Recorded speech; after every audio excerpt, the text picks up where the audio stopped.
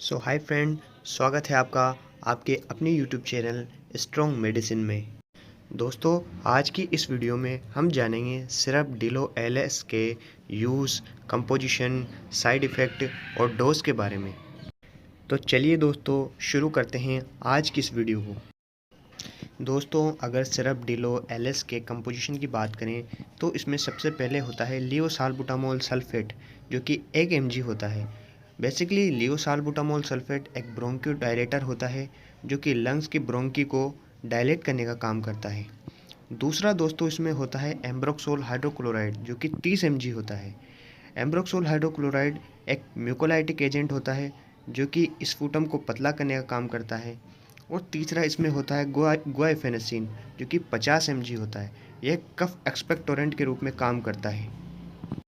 दोस्तों, इस प्रकार ये तीनों एजेंट मिलकर आपके लंग्स में जो बलगम है उसको पूरी तरीके से बाहर निकालने का काम करते हैं। दोस्तों, जैसे कि आप अब समझ ही गए होंगे कि इस सिरप का यूज़ बलगम वाली खांसी के लिए किया जाता है। तो चलिए दोस्तों, अब इस सिरप की डोज के बारे में बात कर लेते हैं। दोस्तों, अगर इस सिरप की डोज की बात करें तो एडल्ट में इस सिरप को 5 से 10 ml तक दिन में 3 बार तक लिया जा सकता है।